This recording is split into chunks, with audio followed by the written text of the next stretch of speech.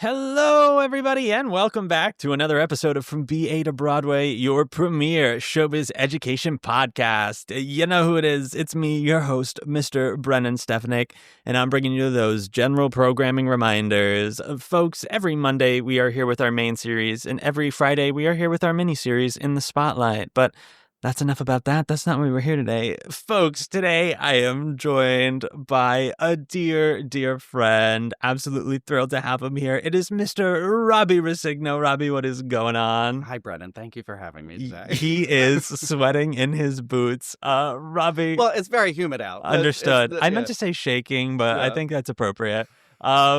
Robbie, who the heck are you and what do you do? That's such a complicated question right out of the gate. I'm sorry. We're getting existential. They gotta know. My name is Robbie Rescigno. I am an actor here in New York City, and I'm sweating today. There we go. It's very humid today. It's like 9 million degrees in New York, and it's only going to get worse in the next couple of days, which is such a delight. Yes, and I also, to your point earlier, I want to do well today for you.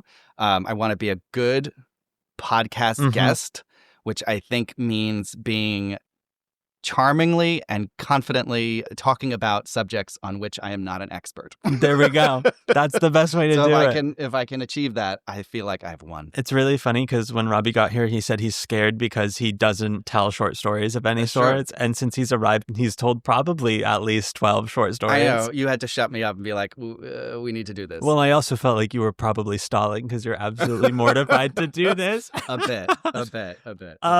Robbie, second question is usually, how do we know each other? How do we know each other? We did a production of the musical Bright Star together in December of 2023. January, right? January. I think we started in January. I don't think we... Did we not? Okay. I think it was right after it might have been New Year's Day. You're right. I feel like you were you even there for the first day? I feel like I missed I think you probably came in But late. I don't remember why. I don't know. Who's to say? I can't remember. Yeah. Anyways, we did Bright Star together. Yeah, it was fun. A blast. I love that show. It's one of my favorite shows. I feel like it's underdone, and I feel like not enough people know it, but it really was just so nice. It was one of the first shows that I saw multiple times on Broadway. Oh, wow. And not because there were other shows that I didn't want to. It was just, it had come at a point in my life where I had had a steady day job long enough that I could afford to see something more than once. There we go. And I remember seeing it and was so totally moved. And then I told my brother and a friend of ours, I was like, you guys should go see this. And when they made plans, I was like, I think I'm going to go. And then I saw it 3 times. The third time I saw it, it was right before it closed. And my office at the time was literally up the street from the Court Theater. And it was on a whim. I just walked over to the box office like, I need to see this again. Yeah. And the third time I saw it, I was sitting in the mezz and I started to... I'm a great audience member. Like Please tell me what you mean by this. Basically, I'm like 8 years old. Okay, so great. I get wrapped up in the story. I get surprised very easily. I am an idiot. So if the author intends for the audience to be surprised by something, I will be completely bowled over. Amazing. And I also, get emotional. So I had started to get choked up about something that was about to happen. And the woman next to me leaned to me and she was like, this is not your first time, is it? I was like, no, God, no. So I do that show is just so pure. And oh my God. I just love it so much. Yeah. Good times. And then Robbie, question number 3, did you go to school for theater? I did. Whoa, where'd you go? Shocking, right? Yeah. I went to Syracuse University. Okay. Yeah. Is that a BA, BFA? That I got a BFA. They have for performance majors, it was, I don't know if it still is, I assume, but it was a BFA program. You could get a BFA for acting or musical theater. And then there was also a Bachelor of Science degree if you didn't do the BFA. Understood. Bachelor of Science in theater? Yeah, it was a more general degree. Understood. Did you do acting or musical theater? Acting. Okay. Yeah. Heard. Do you do primarily acting, or I feel like I frequently see you singing? Yeah. It's really strange. I think my resume is probably about 50-50 musicals and Shakespeare at this point. Gotcha. And then some other just straight plays thrown in here or there. But it's a lot more musicals than I would have expected. Not because I didn't like musicals or didn't want to be in them. It's just for a very long time, and I'm saying this as if it's in the past, as if I still don't suffer from this insecurity of like, there are so many people who are better than me. You know what I mean? It's like that. It was like, if I do musicals, generally it's because I've been hired to do something else. And somebody likes me enough to be like, oh, you sing too? Great. We're going to throw you. Understood. You know what I mean? And also, because my brother and I have a twin brother, Paul, he and I have been doing a comedy show together for years, in which we sing original funny songs that friends of ours write. People have seen us singing. So that, that's where the opportunities present themselves. Heard. Yeah. When did it get started for you? When did the theater bug get you? Did you have like an artistic upbringing? No. Also, where are you from? I'm from, okay. All right. See, this is an example of like, you can either get the really short story or the really long story. So I'm going to tell you the long one. We're here because for lore. I want to give you as much editing work afterwards. Thank you so possible. Much. You know how much I love that. It's going to be listening to them and realize, wow, Robbie Rescigno is really articulate. Oh my God. And efficient in his language. Not true. So I was born here in New York City. Both sides of my family are from Bay Ridge, Brooklyn. Gotcha. I was technically, though, born in Staten Island. I was born in Staten Island Hospital. Okay. But my family lived in Bay Ridge. And when I was very young, my dad got a job as an assistant principal at a high school in a small town in southern Delaware. So that's where I grew up. Understood. And then I went to school in Syracuse. And then after I graduated, I moved back to New York. Heard. Okay. But my parents were not in the arts. Understood. I watched a lot of TV when I was a kid. Okay. A lot of old TV. Yeah. And then I remember my sister had done a couple of plays with the community theater in my small town. And the first one that I remember going to see, she was the lead in a kids' production of The Emperor and the Nightingale. Okay. And I have a vivid memory of seeing that and just being fascinated by it, wanting to be a part of it, wanting to know how they did certain, some of the theater magic. I was like, how did that person, and it wasn't, they also like that kids theater program at the time, they were like their own little troupe. Yeah. And they had this fun theme song that they sang at the beginning and the end of every show. Oh my God. And my brother and I just so desperately wanted to be a part of that. But, that's insane. And I never did one of that little group. It was called the Street Kids. It was because the company's name was the Second Street Players. Okay. And so their kids program was called, and I'm probably getting the history of this wrong because again, I was like 5 years old. Yeah. But the kids program was called the Street Kids. Okay. And it was run by a family friend of ours who's this great guy, John Ranney. And I just so desperate. I still remember like the song to this day, but an early trauma was never getting to sing it because by the time, I guess it was about a year later, my parents were like, okay, you guys, meaning my brother and I, you can audition for something. And they did a play called The Mouse Who Didn't Believe in Santa Claus. Of course. And my brother and I did not get parts in it, but we were a part of the 150 kid chorus. Of course. Because this was the one good thing about where I grew up is that for the kids theater stuff, and even for when I was doing shows in middle school or high school, if you auditioned, you got in it. Heard.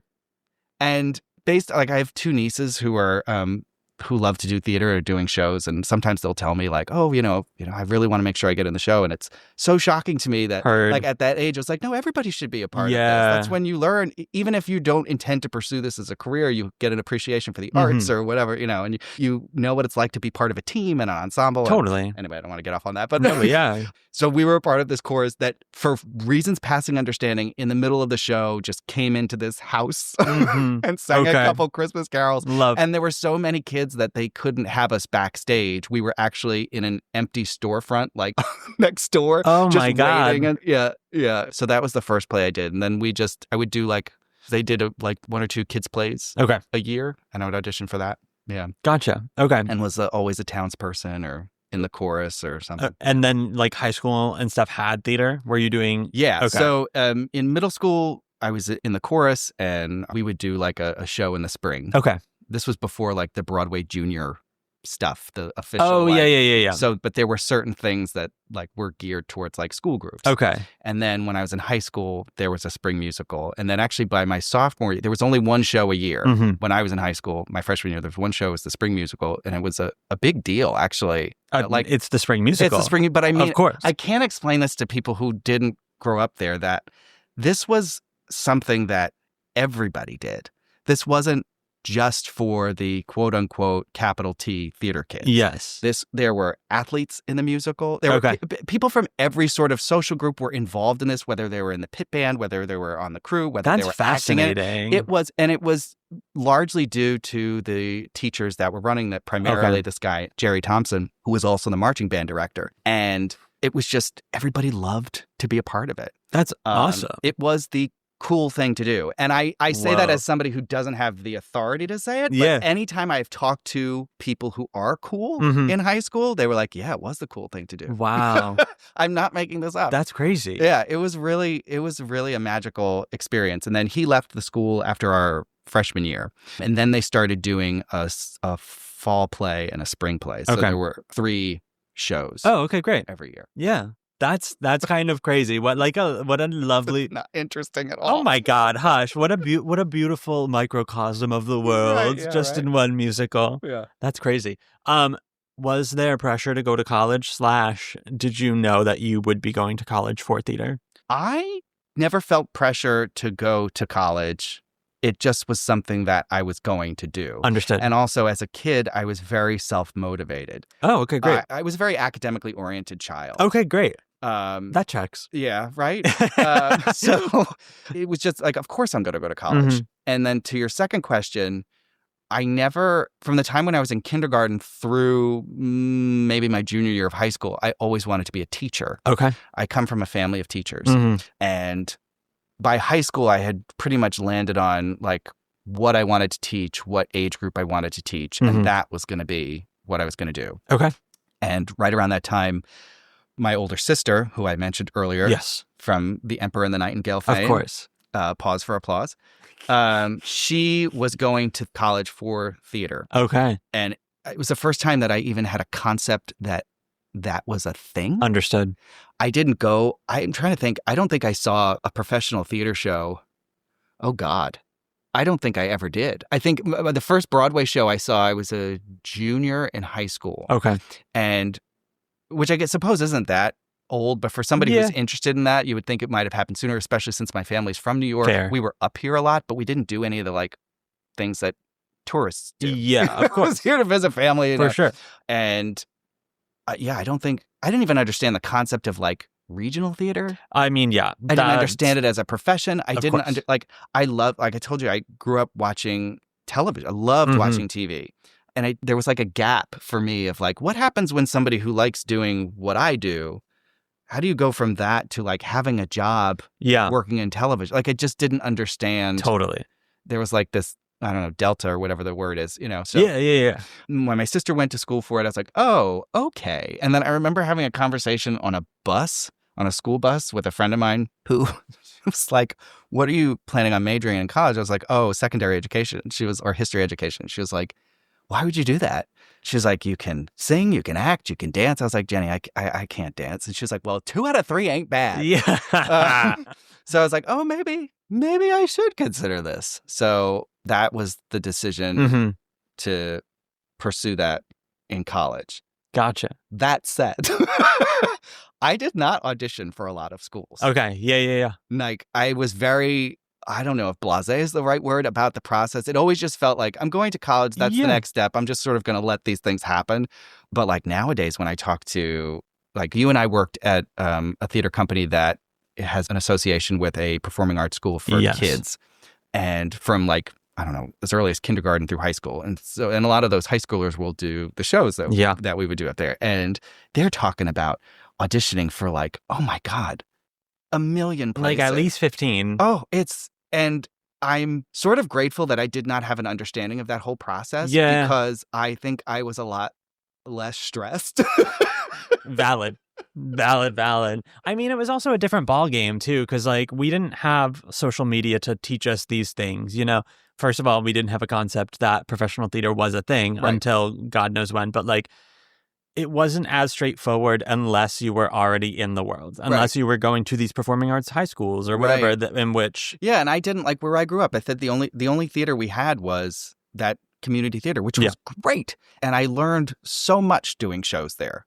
And just learned that I liked being around and feeling like a part of a team and part of that ensemble. I just love doing that. And my parents, who have gotten into theater as a result of all three of their children loving it. But that was not their background. Mm-hmm. So yeah, when I auditioned for 3 schools. Okay. And I applied to 4. Okay. And the 4th one was not for theater. Yeah. And so I just didn't. But I remember like doing some of those auditions and hearing some of the parents who would be at like those information sessions ask very specific questions. Yeah. Meaning they had some sort of base of knowledge, and talking to kids who like traveled all over the country for auditions. Yeah. And I'm thinking, did I do this wrong? I mean, it is a weird gatekeepy kind of thing too, you know, unless, because I don't know, like I didn't have guidance counselors that knew anything about this. Never mind my parents, you know, we didn't have a whole ton of regional theaters in a 1 hour radius of us. Now I did, and we didn't go. Okay. There were theaters in Wilmington, Delaware, and I was very close to Philadelphia, but I didn't. You know, we just didn't. That just wasn't part of what we did growing up. Yeah. Yeah. I mean, that's kind of the way it is. But like, there are so many resources now, which is awesome. But also that means that there are so many more people in the know, which means that it's even harder for these kids to get into schools. You know, it's wild. So back in our day, thank God we grew up when we did. Yeah, and thank you for including me in your like section of the generation, because there's no video. There's no video component to this. I graduated 2.5 years ago. Whoa, my God. I feel more akin to you than I do a lot of the kids of these days, you know? So you're going to school. Yes. Were you doing musical theater in college at all? Like, were you participating in it even though it wasn't your major? Okay. I'm trying to think of which part of this story I should share. So I auditioned for the acting program at Syracuse. And in part because they, at the time, advertised that the musical theater program they really wanted all 3 legs of the stool, right? Okay. The acting, the singing, and the dancing. And I was like, I just don't have that. Understood. Yeah. I should say I'm not bad. No, you're not. But I am a take-home person. Oh, 100%. So I am not going to pick something up immediately. Mm-hmm. So I need you to give me a day or two. I'm the same way, for sure. So I was like, that's not. But when we got there, I say we because my brother and I ended up deciding to go to Syracuse. Okay. Both for theater at the same time, independently. Yeah. But we both liked the program, and it saved our parents some money on like, we only had to buy 1 small refrigerator and 1 small microwave. My God. Both kids were going there. One of the dance professors saw us on opening weekend. He was like, oh my God, we have twins going to Syracuse. We have to do the Boys from Syracuse. Oh my God. And I had no idea. I was not familiar with that Rodgers and Hart musical. I was not familiar at all with Shakespeare, period. Yeah. And Boys from Syracuse is the musical adaptation, Rodgers and Hart musical adaptation of Shakespeare's Comedy Bears. Mm-hmm. And he got us into dance classes. So I took dance all 4 years in high school, or in college. I'd never taken a dance class before. Yep. We had a wonderful teacher. Her name is Karen Mentor. Her other job, if I remember correctly, was teaching kindergartners how to dance. Oh, so my for God. me, it was very, very helpful to have somebody as kind as she was. Yeah. And got into some voice lessons. Mm-hmm. And then flash forward to sophomore year, the talk of Boys from Syracuse had like died down. Okay. So it didn't happen. No. Oh, okay. Ultimately, it didn't. Ultimately, it didn't happen. Understood. I'm just trying to remember the details. It was 2.5 years ago, Brennan. It's so hard. Oh my God. Yeah, that's so true. So my brother and I were in a production of Twelfth Night, mm-hmm. ironically not playing the twins. And I was playing Feste, and I was singing some original songs. Okay. And the guy who had like spotted us was like, oh, all right, now I want to do Boys from Syracuse again. Okay. And they ended up announcing it as part of their season the next year. Yeah. And then COVID hit. Yes, and right. Oh my God. Yeah. Yes, that's right. Thank you. Yeah, my God. Exactly what happened. We'll just let that feed the story. No, they couldn't. They ended up not being able to get the rights to the version of it that he wanted to do because it's an old show. Understood. Yeah. And long story short, he ended up directing a production of Kiss Me Kate, which he cast my brother and I in as the gangsters. But it was because he had seen me sing in a production of 12th Night that he was like, oh, okay, they can do this. Okay. Or I should speak for me. Heard that he was like, he can handle this. Paul's brilliantly talented. So I don't want him to only get credit for riding my coattails. It's Understood. terrible. He was very funny in the show. If you ever get a chance to see my brother do Sir Andrew Aguecheek in a production of Twelfth Night, you will not be disappointed. Heard. He is the best at it. In fact, so good that when I played that same role after I graduated college in a production in New Jersey, I just stole every single thing he did. Hey, listen, if it He works. came and saw it. I was like, what'd you think? He was like, you did me. And I was like, well, yeah. Amazing. You made very good It's in the choices. program. Yeah. Robbie as Paul as Truly. Wild. Truly. So I did that. Mhm. And then I guess that was the only musical I'd done in college. But I love them so much. Heard. And then my brother and I did our first iteration of our comedy show, which had music in it Mhm. at the end of our senior year. Gotcha. Okay. Yeah. Did you move to New York immediately after? There was like a little bit of a gap between May and the following. I think I moved in January. Gotcha. Okay. So it was about 6 months. Heard. Did you always know that New York was going to be the move? Like, was it just theater that drew you to the city? There was like a moment where I just sort of, as an academic exercise, considered other places. Mhm. I had gone to Los Angeles for a couple of days to like, Syracuse had offered this, like, I think they called it a soft landing program. Oh, where it would, okay. like, they would be like, the Alumni Association did, or the Alumni Club or branch of the Mhm. Alumni Association out in Los Angeles would be like, hey, if you just graduated or just thinking about moving to Los Angeles, Yeah. here's like a bunch of things to help you have a soft landing. Heard.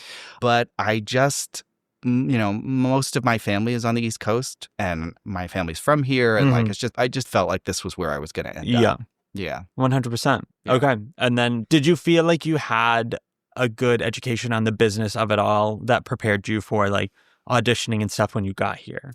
There were things that I didn't know that I had friends who I had gone to school with who had been here for a couple of months who were able to be like, oh, this is what it's like to show up at the Equity Building when you're non-union and what to expect. And here's how you find auditions. That kind of stuff I didn't have a concept of before I left school. Gotcha. Does that make sense? Yeah, and 100%. I don't mean to disparage my time at Syracuse. Oh, my at all. God, It was yeah. just more just those, there were like gaps and like very practical things that Yes. like you wouldn't teach a whole class say, here's how you sign up for an audition. For sure. I mean, they should. Maybe or part of it. Yeah. But not like an entire semester's worth of like Of course. sitting, waiting in the queue for the online queue for something. Yeah.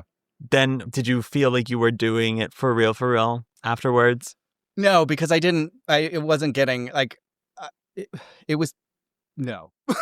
Understood. I remember I had come up here because before I moved here, I think the first professional audition I went to was a chorus call, I think, for a production of The Boys from Syracuse. Okay. That was being done, I think, in Baltimore.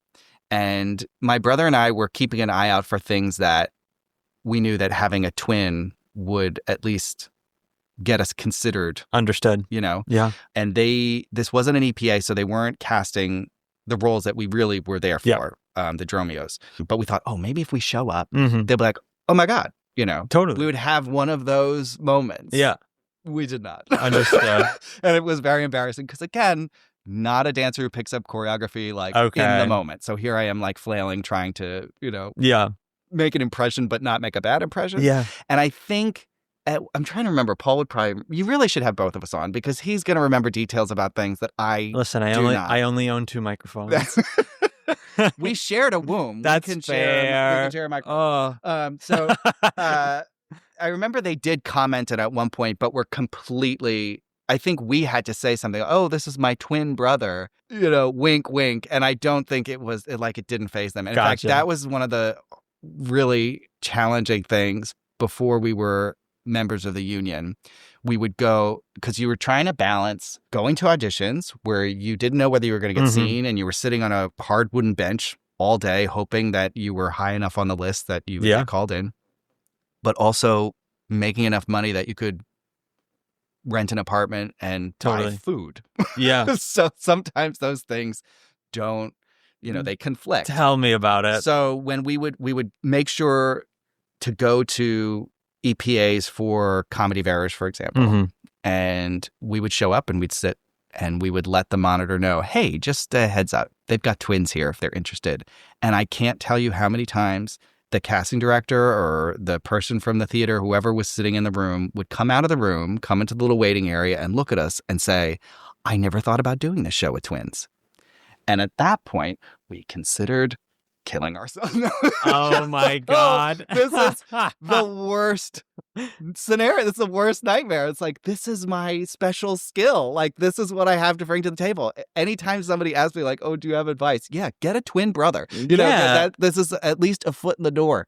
And it was shocking. And in some cases, it was because a lot of theaters do that specific play where they cast one actor as the Antiphili and one actor as the Dromios.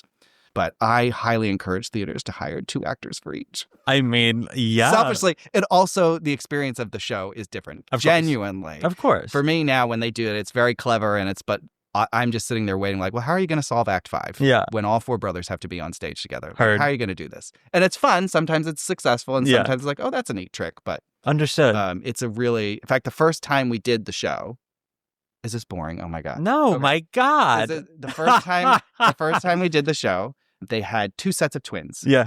And we got there and this wonderful theater company in St. Petersburg, Florida, Free Fall, they set out to hire 2 sets of twins. Okay. Because they're like, we've done research and we don't think there has been a professional production that has ever done this. Oh my God. There have been productions where there have been twins in it, but not both sets.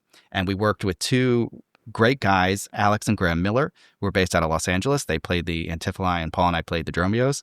And when we were on stage, and like there was no subterfuge in terms of the billing program. It was, we had 4 pictures, 4 names, 4 bios, but the amount of people who did not realize that there were 4 separate people playing these roles was stunning.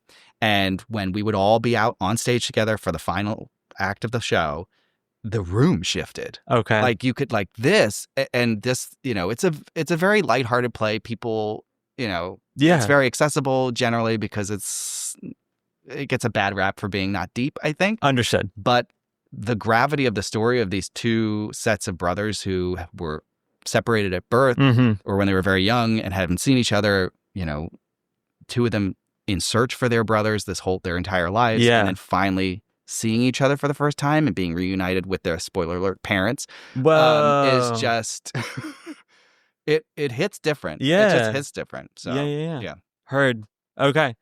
Do you feel as though you've weaponized the twin thing by now? Ooh, have I weaponized it? I do remember when in freshman year of college, there was a lecture class that everybody, all the freshmen had to take in the theater department where they talked about the business stuff and how to put together a resume. Yeah. And I remember asking something along the lines of like, where would I put the fact that I have a, you know, genetic mishap? Oh my God. Where did that? And then it's like it is on my special skills. Okay. Yeah. I mean that's fair. That feels like the place to put it. And it's certainly it has opened doors. That gig, we got that gig in a combination of ways. One, some people had known us, but also because we had put some videos of our comedy show online. Oh, okay. And when that theater was seeking out twins, that's how they found us. Gotcha. Although they emailed an email address that we had set up for it, that we had stupidly not forwarded to either one of our inboxes. So it sat there for a while. And then understood. I forget how we ended up making the connection, but then there was a friend of ours from college who was doing the show at that theater right before ours. They were doing a production of Grey Gardens. And they were like, hey, does anybody know any twins? We're looking to find some people. Gotcha. And she was like, oh, I know. And she was like, they were like, who? We're like, oh, the Rescignos. And they were like, oh, we know. We've been in touch with them. I forget how long. I think we finally got the email. We're like, oh my God. Gotcha. Or actually, do you know what I think happened? I think we reached out to them. Oh. And they're like, yeah, we've been trying to get in touch with them. Oh my God. I think that's how it happened. But it is one of those things where since that time, I always check my spam folder. I'm always like, I just don't want to miss because I would be devastated if I had missed an opportunity. Oh, that's fair. Yeah. I do feel like you are chronically offline though as a person. Oh, yeah. Yeah. Okay. Yeah. I'm not on any social media. Interesting. Yeah. I feel like that's such a big tool these days, but also I feel like it's a terrible terrible career move. It's the worst thing to still have to do, you know? Oh yeah. And I was a very online person in that like I get a lot of internet humor, you know, to a point. You're hipping with it. I'm hipping with it. Oh God, I did say hello, fellow kids. But I was like, I had a Twitter account I never tweeted, but I was on it enough to like, Understood. because there was a couple of people that like journalists and stuff and comedians and stuff that I would check their profiles and, but I've never been on Instagram. I was on Facebook, but the last couple of years that I used Facebook, it was really just as a tool to promote the comedy show my brother and I did. And then early in the pandemic, I was like, I'm done. Okay. And then I've tried to be on Instagram, but I got locked out of my account. Oh my God, Ralph. The minute I tried to sign up, like immediately I hit sign up and I just couldn't get in. So I just was like, I'm not trying this. Okay. But I did a show one time with this woman who's a great actor. And she was like, I tried to tag you on Instagram because I posted some photos of rehearsals or something. She's like, I couldn't find you. I was like, oh, I'm not on it. Now, my brother and I have a joint account for our show, which sometimes people, if they're trying to like tag me in something, they'll tag that. She said, but I couldn't find you. And I was like, oh, I'm not on Instagram. She just looked at me. She was like, wow, that's so brave. Or something. She was, I mean, it is. She's like, that you must be so much happier. She's like, because I get so stressed. Because she was very much, she was at the point in her career where being online and having lots of followers was helping her book things. Understood. Do you know what I mean? Yeah. And I was like, and I said, yeah, I may be happier, but on the flip side, you're booking more work than I am. So there's a little bit of give and take. Gotcha. Would you call yourself an actor/comedian or a comedic actor? Oh, I'd have to think about what the nuanced difference is. I consider myself an actor. Okay. I feel like there's actors, and then in terms of comedian, I would think of the people who gravitate more towards like stand-up or improv or stuff. Okay. No, I never refer to myself as a comedian, though my brother and I do a comedy show together. Understood. Because it may be a little bit imposter syndrome. I'm not sure, but I just feel like if I called myself that, it would set expectations very high for whether or not I'm going to be able to make somebody laugh. Okay. If that makes sense. Have you taken comedy classes and stuff? Improv classes. Yeah. Okay. Yeah. I did classes at UCB when I first moved to the city. Did you like it? Yeah, I loved improv. I didn't immerse myself in the UCB world. Understood. Because, and I had friends who did, and they've all had lots of success from that and that network of people. I just don't know how they found the time. Understood. I was like, to get from, where I was living at the time in Astoria, it was a 15-minute walk from the train, and I was towards the end of the NW line for anybody who lives in New York City, to get from there to where the UCB theater was at the time underneath the Gristides. Understood. In Chelsea. It was like, that's a long hike. And to be there late at night, how do you find time to do all that stuff and rehearse with your teams and pay your bills? Yeah. And also around that time, I had just started working full time. Okay. Do you still work full time? Yes. How do you balance that? Great question. So the first full-time job I had, I was a page at NBC. Okay. And that job felt it wasn't exactly directly on the career path that I thought I was going on, but it felt adjacent. Understood. And I was meeting a bunch of people who were working in television. So I was like, this is great because I'm making friends and building relationships with people. And it was just a fun job. Yeah. And at that time, I just decided, because it was a year-long program, I was like, well, I just won't seek out jobs that are like small opportunities, if that makes sense, that would take me away and jeopardize, because I think this is a really valuable experience to be at this job. Not that I was booking. It's so easy for me to say, well, I just won't book this. Yeah. But at the time, I was like, I just won't seek that out. So I wasn't auditioning as much unless the agent that I was freelancing with at the time was sending my brother and I in for something. Understood. In fact, actually, when I started that job, I booked 2 things pretty early on. And I remember having to like ask my boss, be like, oh God, is it all right if I take like a few days off to do this job? And she was, both my bosses were like, yeah, go, of course. It does. If you end up, hitting it big, this is great for us. We can say you're a former NBC page. And then my brother and I were working on our comedy show, which didn't conflict with that day job. And then from there, I did some production work. And then not long after, I landed at my current day job, which I will have been at, it'll be 14 years. Oh my God. In November. And they're very flexible. So pre-pandemic, if I booked a regional theater gig, they would let me take the time off and I would have a job when I got back. Post-pandemic, I'm fully remote, so I can go anywhere and work while I am away. But I was very upfront with them when I had applied for the job. Like, this is Yeah. So they knew what they were getting when they got me. Understood. So I've been very, very fortunate to have that flexibility. So I can audition for the things that I was like avoiding early on, which is funny because I feel like in some ways I manifested this. When I was in college, we would have a weekly town hall meeting for the department. Mm-hmm.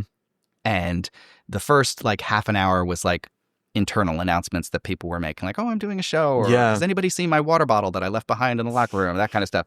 And then the like remaining 90 minutes was programming. Mm-hmm. They would bring in guest speakers, or you would sometimes we would see short like one person shows, or teachers would be like, oh, we're doing classwork or whatever in front of everybody.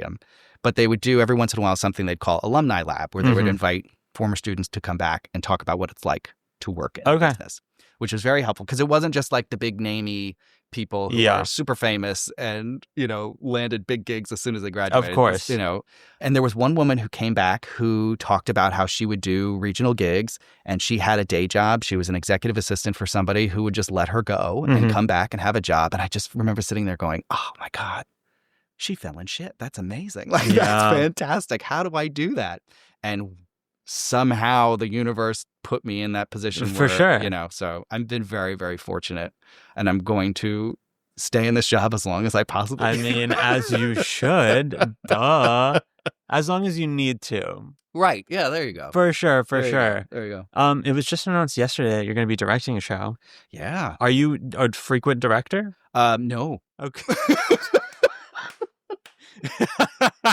I haven't done it in a while. Okay. I almost don't want to admit that, because then when I get into it, people are like, oh, we shouldn't trust this guy. Oh my God, no one's going to be saying that. Yeah. So I'm excited about that. Heard. Okay. Yeah. What made you want to do that in general? I don't know. Okay. I don't know if I have an answer to that. I just like doing theater. Heard. And I like working with people. I mean, I guess it's also scratching your little teacher itch as well. Oh yeah, that could be it. Yeah, for sure. Thank you. I feel like you're like, I feel sure. like you should bill me at the end of this. My God, therapy session at the Hush. Like, look at him pointing out these things you didn't even realize. Have you ever thought about being a theater educator? No. Okay. Never. Weirdly, like when I think of myself as a teacher, it's not teaching theater. Understood. And I've taught a couple of classes here and there, improv classes. I don't know that I'm qualified for it, but. No, I shouldn't say that. And it is fun, but it's exhausting. Understood. Teaching theater, I think, is exhausting. I would concur with that. Yeah. And not in a bad way, but it's like it takes a lot. It's tough. And to do it really well. Yeah. Because I always find that teachers, if they're good at it, they put their students first, which is an emotionally draining thing to do for a person. Yeah. I feel like I've only ever taught young people too. Like I've never taught like people my own age or anything, which I feel like could be a different ball game. But kids are tough. Kids are tough. It'd be like that. Did you watch the Tonys last week? I didn't. Robbie, I'm a bad professional. No, I was driving home from the last show I was doing. Okay. It closed. We had a matinee that Sunday. Understood. So I was driving home and I missed the Tony Awards. Okay. I heard things about it. How did you feel? In terms of like, do I think the right people won? Yeah. Is that what you mean? I don't know that I have a strong opinion on it. It's like, I guess if I really wanted to think about it, it's a hard thing to say, because it's such a collaborative art. You know what I mean? To like, this is so diplomatic. This is the best person for this. Yeah. I almost was like, just give, if like there were 4 or 5 standout performances or 4 or 5 standout set designs, give them all the award. Okay. But it's the one award show that I actually do like to watch. Okay. Because I loved seeing the performances. And as a kid, because again, I wasn't really exposed that much to professional theater, it was fun to see that stuff. Heard. Yeah. And so you grew up as a TV boy. Did once theater entered the picture, did that kind of dwindle, or are you still kind of rooted in that? That's a great question. I don't know. I've done a very little TV work, but it's always been stuff where I'm just like being dropped into something. Yeah. And, so it's but not... how about in terms of consumption and stuff? Less television now. Understood. I don't know why that is. I thought about that because I was like, oh man, you couldn't pull me away from a television. I was an indoor kid. Okay. I And now as I've gotten older, in my late 20s, I I enjoy being outside more. Yeah. So it's nice out there. It is nice out there. All these things. My parents, who always loved to encourage us to go out, are like, wow, finally. Although being an indoor kid means I have fewer wrinkles than my contemporaries. Ah, okay. There you go. It's been very helpful in my career. There we go. Good skincare. Don't go outside, ever. Paul and I joked that when my mom, when we would do something bad and she would punish us, most kids get sent to their room. We would be sent outside. Oh my God. That was our punishment. And we would go sit in the car. You would just sit in the car? True story. Yeah. For hours? Yeah. We just sit there. That's Robbie. I know. Isn't that crazy? That's so funny, anyway, that's actually. why I watched more television. And also when I was a kid, my parents, we would watch the shows that were on Nick at Night at the time were shows from I would say the 60s and 70s. Okay. And they would tell us like, oh, these are good shows to watch. Understood. And then there were shows that were contemporary that we were watching because our parents and my older sister were watching. Okay. And those really, really influenced both my brother and I. Mm-hmm. But especially those earlier shows, in particular, the Dick Van Dyke Show. Understood. All the humor in that show is like vaudeville style. Yeah. So it's and television, the way it was produced then, it was it's like inherently theatrical. Yes, exactly. Yeah. So I think there was a lot of that influence. Do you think that's where like a lot of your comedic senses come from? Is that kind of comedy? Oh yeah. Understood. Oh yeah. Oh yeah. In fact, my brother. I mean, I'd say so, but do you my brother say and so? I have basically a lot of, because we grew up together and we have a lot of the same influences. When we see each other perform, we'll be like, oh, I saw you do so and so. Understood. And then it becomes sort of fun. Like I wonder if Paul's going to pick up on what I'm doing in this. Yeah. But it's a combination. It was stuff we were seeing on television from Dick Van Dyke Show, Mary Tyler Moore Show, Carol Burnett Show, and then more contemporary stuff when I was younger. Frasier, huge influence. Seinfeld, The West Wing, we loved when we were younger, and watching those people perform, and we would pick up on things. Heard. And then also in our family, like several of my mother's brothers were great storytellers and very, very funny. And even within our own family, my dad was very, very clever. My mother's sense of humor is she loves to laugh at her own jokes. Which is something that my brother and I have inherited, which I'm so grateful for. And then my sister is an unintentionally funny person often, which is one of my favorite personality types. Heard. And then my brother is a fucking genius. He's my favorite actor by far. So I love watching him work. When theater and stuff became like the trajectory, did you have a dream / has that changed over time? Like, were you dreaming of Broadway? Was that? Yeah, yes. But it to some extent, it felt unattainable. Understood. When I was younger, when I was deciding to pursue this as a career. Okay. And I remember when I was in college, aside from seeing that woman who had the job as an executive assistant, and that was my dream. Oh my God. Wow. For some no. I think there was another, I remember Syracuse it's a great program, and in part because they have a relationship with Syracuse Stage, which is the big regional theater up in Syracuse. And we shared a building. The drama department and the regional theater shared a building. Okay. So you get to see those shows for free. The actors who were in those shows would come talk to the drama department. Okay, great. And I remember like just picking up on and just reading the bios of these actors and seeing, names of people who I didn't recognize, but worked all the time, all over the country, and also had a credit on Law and Order. Yeah, so that was, of course, so naturally. And I was like, oh, that's why I know that face. And there was one woman who, the very first show my freshman year that Syracuse Stage had done, one of her credits in her bio was that she had played a character on Saved by the Bell.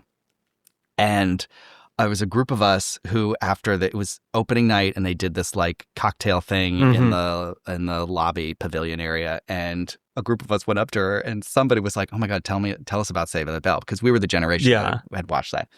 And she was like, "That's the credit I get asked about the most." Oh my God! Because we all recognized her. We were like, "Oh my God!" But I remember thinking, I was like, "That's really cool. I would love to." at the very least have a career where I'm doing shows in all different places. And to some extent, I've been very lucky in that I've worked, in different places across the country and done a bunch of different shows. And I feel very lucky. I would absolutely gladly take a Broadway credit. Yeah. That is still might something, as well, but it's right? just, yeah. Does that answer the question? I mean, yeah. Okay, great. I'd say so. Yeah. And then there are other things that I would love to do. Like I would love to be a panelist on Wait, Wait, Don't Tell Me, which is always... What is that? Oh, God. It's a show on NPR. Okay. They get a panel of comedians to answer trivia questions about the week's news. Oh, my God. Okay. And my brother and I listened to it religiously. And I was like, that's the height for me. Being a guest on a public radio program. And that's reach for the stars. Right now, you kind of are. I know. You made it. This is the fantasy. Happy to help. Yeah. You've thank done you it very much. Absolutely. Robbie, Yes. do you have any other words of wisdom you would like to give or any advice for the young Robbies out there? Oh, God. Have fun, I think would be There we go. the most succinct thing to say. Heard. Yeah. Any advice for people that are looking for a twin?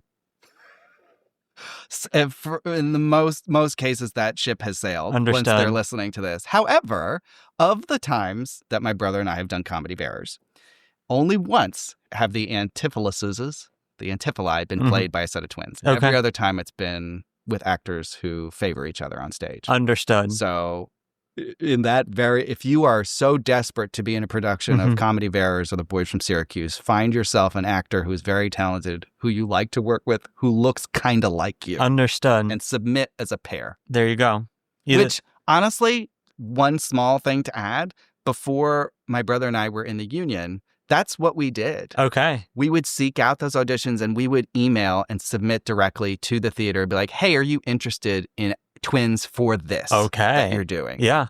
And when we've done The Boys from Syracuse one time at a theater in San Francisco, and that's where we got our equity cards. Gotcha. Because I had reached out to the theater and said, here's twins if you're interested. And Understood. at first, the company manager at the time was like, no. And then, oh my God. And then, like, I don't know, 6 to 8 months later, I got an email from the artistic director and he was like, are you still interested in this? And I had a moment, I was like, what theater is this? Like, I just couldn't remember. It was so long ago, and I'm pretty good about like putting that stuff out of my mind. And then, long story short, we booked the gig and got our equity cards. Well, there you go. Yeah. And if you're not a twin, still send the email. Say, are you interested in twins? Yeah. And they say yes, and you say, well, boy, do I have the next best thing for you. Oh my God. Yeah. Folks, get out there, start doing the thing. We are rooting for you. We are your biggest supporters, and you can be our biggest supporters by finding us on Patreon. That is patreon.com/BA to Broadway. Your general disclaimer, we are not gatekeeping any vital information on there. That is just for fun, silly bonus content, silly stories from all of the people that I've tricked to be on the show with me. I just posted a whole slew of new segments, so go check it out over there. As always, you can find us on most social media platforms at BA to Broadway. Robbie, where can folks find you if you want to be found? At the Key Food on 30th Avenue. Careful what you ask. Careful what you I'm trying to think. At the Rescignos. Yes. On Instagram. If you, I mean, my brother handles it, but like, understood. He will let me know periodically. Sure so and so is DM'd or whatever. I'm using that vernacular. Yes, you did a great job there. Thank you very much. Great work. I like to brag that I know what the grid means. And do you? No. I mean, I know that that's like the main photo. Of course. So I have a friend who Allie. Of course, yes. Who makes fun of me for this because I'm like, oh, it made the grid. It sure did. You gotta stop saying that. You sound like a moron. I was like, I know. Oh my God. But yes, at the I guess I should spell it because I'm gonna I'm gonna tag the Rescignos in the post. Right. So go check out our Instagram if you need the proper spelling. Robbie, thank you so much for being here. Oh, this was really fun. Thank you for are welcome back anytime. Okay. You say this now, I'd be like, I'm so terrified that this is going to be the episode that just tanks your No, podcast. I This think is it. we're This going to is blow like- up because oh, of this. well, great. You're about to become a celebrity, so buckle up. Fantastic. I may need to finally join Instagram now. There we go. I'll figure out how to unlock my account. And until then, folks, bye. From BA to Broadway is created, produced, and edited by Brennan Stefanik, music by Dylan Kaufman, and cover art by Jordan Vongsithi.